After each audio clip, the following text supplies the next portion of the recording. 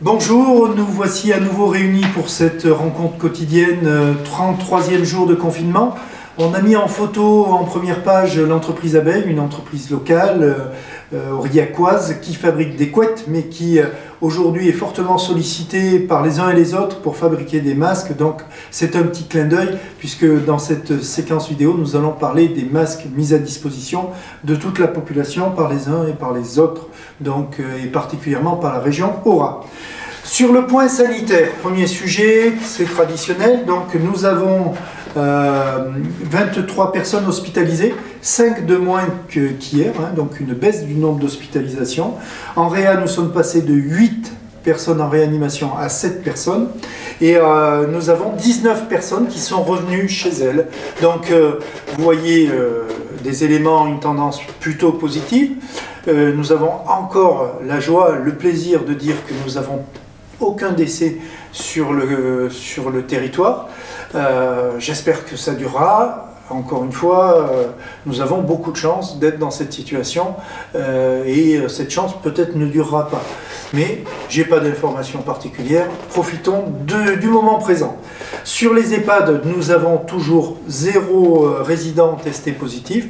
Là aussi, c'est une deuxième bonne nouvelle parce que je pense que ce soit les amis, les parents, les enfants, nous souhaitons tous que nos aînés soient dans la meilleure santé possible et qu'on ait le moins d'inquiétude malgré la situation délicate du confinement. Du point de vue réglementaire, 2 sujets que je souhaite évoquer. Le premier sujet concerne la démarche faite par les audioprothésistes et les magasins d'optique.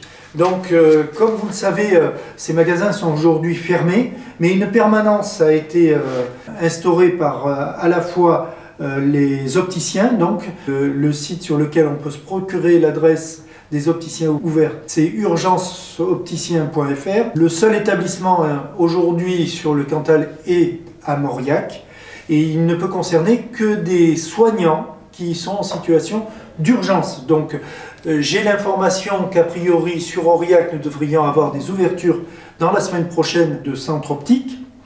Je vous en tiendrai informé dans les prochaines vidéos dès que nous aurons une information supplémentaire. Mais en tout cas, aujourd'hui, pour les urgences, c'est à Mauriac. Pour le centre d'audition, c'est la même chose. Donc, il y a le syndicat professionnel d'audioprothésistes qui ont mis un service de continuité des soins des centres d'audition. Ça concerne uniquement à nouveau les personnels soignants appareillés et les situations socialement invalidantes. Donc ce n'est pas encore l'ouverture qu'on pourrait souhaiter. Encore une fois, il y aura certainement une proposition aurillacoise dans la semaine prochaine et on vous en tiendra informé.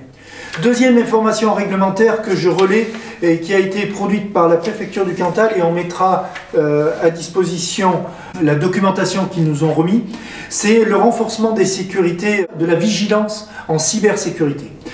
Nous sommes nombreux à utiliser les réseaux internet et bien sûr des personnes malveillantes peuvent très facilement communiquer des messages, des demandes d'argent, des appels au secours. Donc il y a un certain nombre de règles très simples et très efficaces. Ne pas cliquer sur des liens de messages de personnes qu'on ne connaît pas. Quand il y a des fautes d'orthographe, s'en inquiéter. Les appels au secours d'Afrique ou de régions très éloignées, d'amis qui sont soi-disant dans l'embarras, etc., etc.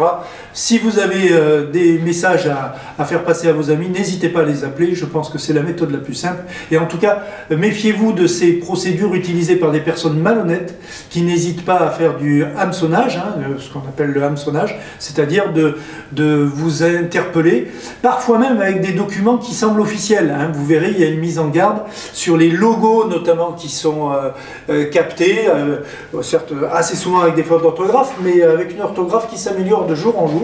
Donc soyons très prudents, regardez avec attention ce document, il sera pour vous, à mon avis, une source d'information et de sécurité très satisfaisante. Et je rappelle d'ailleurs que dans les discussions que nous avons fréquemment avec le commissaire, nous avons eu des personnes qui se sont fait gruger par ce qu'on appelle les romances à l'amour, les romances à l'amour, donc de personnes qui se font passer pour des jeunes filles ou des jeunes hommes en situation difficile dans d'autres pays avec du chantage et qui finissent par détourner des sommes très conséquentes puisque certains sont victimes de ces arnaques. Donc, restons toujours très vigilants. Troisième sujet, la solidarité, comme d'habitude. Donc un petit retour sur le marché d'Aurillac. Donc marché qui est dans des conditions quand même difficiles. Je remercie moi les exposants qui sont là. Je remercie leurs clients qui ont été fidèles. On travaille avec une procédure de commande qui est un peu lourde, une possibilité de livraison. Donc nous avons eu 1200 commandes, alors c'est même pas la moitié ou un tiers de ce que font d'habitude les exposants, hein. Donc je suis bien conscient que pour eux ce n'est pas rentable. Simplement il faut qu'on garde l'habitude de venir sur le marché pour éviter que des détournements se fassent à la fois de clientèle et par des dispositifs qui ne seraient pas toujours très corrects. Donc je crois qu'il faut rester à contenir ce flux, essayer d'améliorer. Les livraisons, eh bien, nous avons eu une vingtaine de livraisons, donc ça veut dire que nous avons des aînés qui ont souhaité être livrés. Je pense que ce service il fera peut-être partie d'une évolution à terme du marché. En tout cas, il faudra en discuter avec la présidente de l'association et les exposants. Et puis je pense qu'il faudra aussi qu'on essaie de faire évoluer pour avoir une souplesse un peu plus grande, tout en respectant, bien évidemment, les règles de confinement et d'éloignement, puisque c'est la base et c'est la seule méthode aujourd'hui réellement efficace pour lutter contre le virus, c'est de se tenir à distance et de respecter les règles de confinement. Enfin, je l'ai dit en introduction, troisième sujet, nous avons une petite vidéo de l'entreprise Abeille qui s'est reconvertie, qui fabrique toujours des couettes bien sûr, mais qui s'est aussi reconvertie dans la fabrication de masques. Le sujet des masques, véritable sujet et sujet crucial. Donc nous avons été contactés vendredi, donc la mairie, par les services de la région Aura, qui souhaiterait mettre à disposition de tous les habitants de la région un masque lavable, utilisable plusieurs fois, et qui souhaite que les mairies en assurent la distribution. Alors, pas d'affolement, ce seront des masques gratuits. Il semblerait que la distribution, si j'en crois une déclaration du président Wauquiez, s'étale sur tout le mois de mai, donc il n'y a pas d'urgence. Nous ne sommes pas encore livrés. Nous verrons comment les modalités pratiques vont se faire. Nous verrons de quelle façon ce sera le plus efficace. Mais bien évidemment que la mairie jouera son rôle pour cette distribution et en assurera l'intégralité de la distribution dans les meilleures conditions que l'on puisse souhaiter et des conditions d'égalité bien sûr.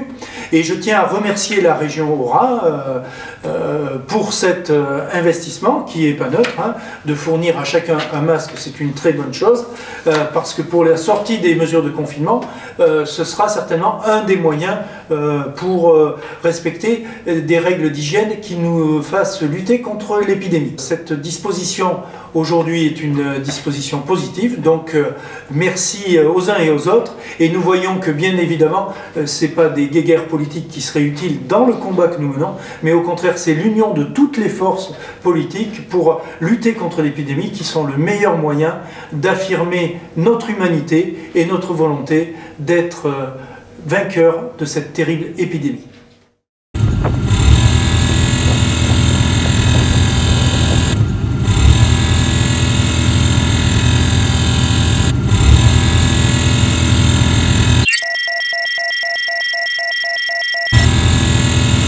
Nous avons fait la démarche malgré tout de pouvoir essayer de réaliser des masques à usage non sanitaire. Aujourd'hui, nous avons deux types de masques majoritaires. Nous avons fait effectivement des blancs, plutôt pour la partie administrative et on va dire plus grand public, et des gris pour des demandes un petit peu plus particulières, comme par exemple des personnes qui auraient des tâches mécaniques à réaliser. Nous avons en termes d'effectifs, je pense à peu près 60%.